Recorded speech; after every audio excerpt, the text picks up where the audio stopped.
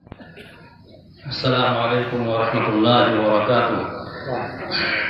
مجھے بڑی خوشی ہو رہی اس بات کی، اور میں شکر گزار ہوں اس وقت حضرت والا کا کہ دور دراز کا سفر کر کے آپ تشریف لے آئے، اور ساتھ ہی ساتھ میں بڑی مصروفیت کے باوجود ہمارے اس ادارے پہ، آپ کے اس ادارے کے ناظرین محترم جن کی نظامت میں الحمدللہ مدرسہ جب قائم ہوا تو پہلے ہی ان سے مولانا ایوب صاحب ندوی دامت برکاتہم کے ذمے حضرت مولانا سید بلال عبدالحی حسن ندوی دامت برکاتہم نے نظامت سونپی۔ آج الحمدللہ آپ کی نظامت کے تحت مدرسہ آپ کی نگاہوں کے سامنے ہے۔ مجھے خوشی ہو رہی ہے، میں سمجھتا ہوں کہ حضرت مولانا بھی خوشی محسوس کر رہے ہوں گے کہ آپ کی نظامت میں مدرسہ آگے بڑھ رہا ہے جس درجے بھی وہ آپ کی نگاہوں کے سامنے ہے۔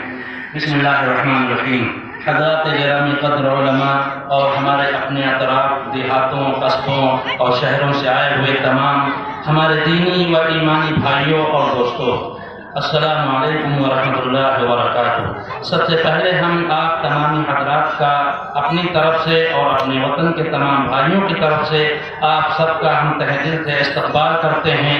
بالخصوص اسٹیج پر جلوہ فروز حضرت مولانا سید صہیب حسینی صاحب ندوی دامت برکاتہم کو ہم بتانا چاہیں گے کہ اس مدرسے کی باقاعدہ شروعات کے لیے آپ کے بڑے بھائی جناب سید اسحاق حسینی صاحب ندوی رحمۃ اللہ علیہ تشریف لائے تھے، اور باقاعدہ انہوں نے ہمارے کچھ دیہاتوں کا دورہ کیا تھا۔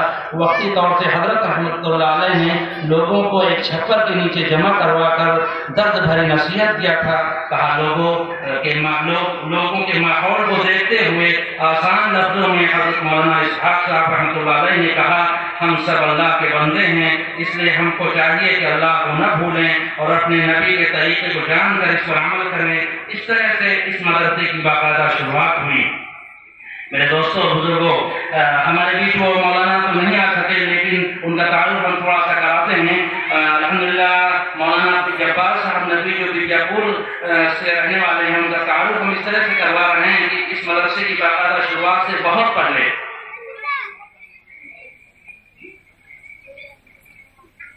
اسی گاؤں میں ایک مکتب مولانا عبدالجبار صاحب نے شروع کیا تھا، جو مختلف درختوں اور چھپروں کے نیچے چل رہا تھا، مگر مختلف وجوہات کی وجہ سے ایک عرصے تک مکتب کا سلسلہ بند رہا۔ اس کے بعد اللہ کے توفیق سے حضرت مولانا سید اسحاق حسینی صاحب کے ذریعے اس مدرسے کی شروعات ہوئی۔ اللہ تعالیٰ حضرت رحمۃ اللہ علیہ کی مغفرت فرمائے اور درجات کو بلند فرمائے۔ میرے عزیزوں اور بھائیوں اور دوستوں، آپ لوگوں نے مجھ کمزور کی آواز پر لبیک کہا اور اپنی مصروفیات سے نکل کر یہاں تشریف لائے۔ یقیناً آپ سب کا آنا مدرسے سے کھلی محبت کی دلیل ہے۔ میرے دوستوں، آپ کا مدرسہ جو زمینی سطح پر کام انجام دے رہا ہے وہ آپ کی نگاہوں کے سامنے ہے۔ الحمدللہ مدرسے کا ایک نظام یہ بھی ہے کہ اطراف کے تمام جمعہ مسجدوں میں گاہے گاہے مدرسے کے اساتذہ اور طلبہ جمعہ پڑھانے کے لیے جاتے رہتے ہیں۔ اسی طرح مختلف دیہاتوں اور قصبوں سے گلی گلی گھومنے والے ہمارا بچے ان کے والدین کو سمجھا بجھا کر مدرسے میں لانے کی کوشش کی جاتی ہے۔ یہی وجہ ہے کہ آپ کے مدرسے میں بے سر و سامانی کے باوجود 100 بچے دارالاقامہ میں رہتے ہیں، جن میں سے اکثر یتیم اور مسکین بچوں کی تعداد ہوتی ہے۔ الحمدللہ میں شکر گزار ہوں اپنے دیہاتوں اور خاص طور سے قصبہ سلون اور قصبہ پشرے پور اور بالخصوص قصبہ نصیر آباد کے ساتھیوں کا۔ جب میں ان دیہاتوں اور اپنے ان قصبوں میں جاتا ہوں، قدم قدم پر میں اپنے ان بھائیوں سے محبت محسوس کرتا ہوں۔ میرے دوستوں، آپ مجھ سے یہ سوال کر سکتے ہو کہ جان محمد صاحب آج آپ اس جلسے سے کیا چاہتے ہیں؟ آپ کے اس سوال کا جواب 3 حصوں میں دے کر میں اپنی بات کو ختم کرنے کی کوشش کرتا ہوں۔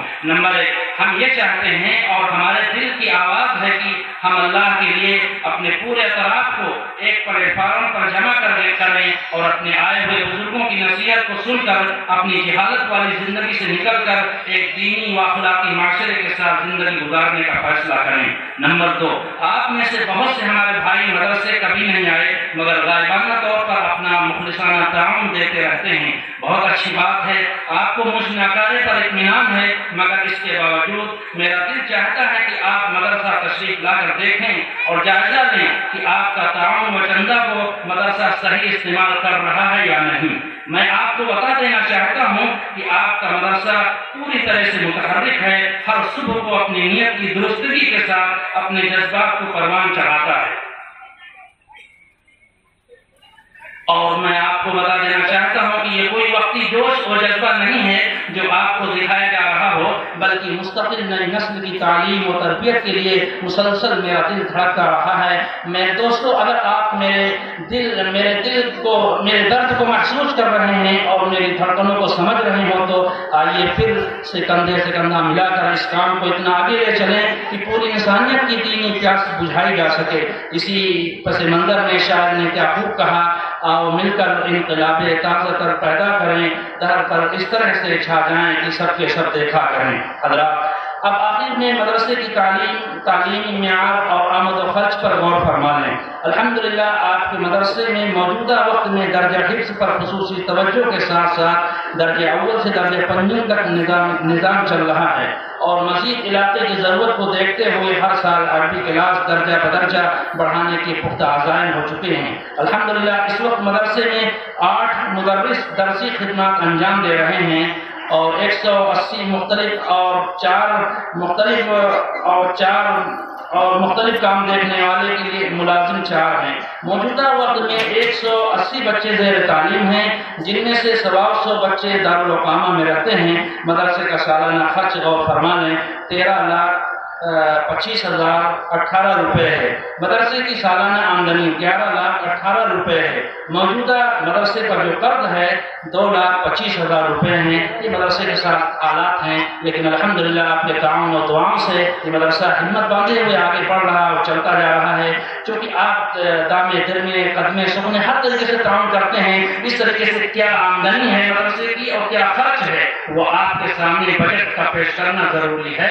میں اپنی ذمہ داری سمجھتا ہوں، اللہ تعالیٰ عمل کی توفیق عطا فرمائے، اور جو مدرسے کا قرض ہے اس کی ادائیگی کی توفیق عطا فرمائے۔ وآخر دعوانا الحمدللہ رب العالمین۔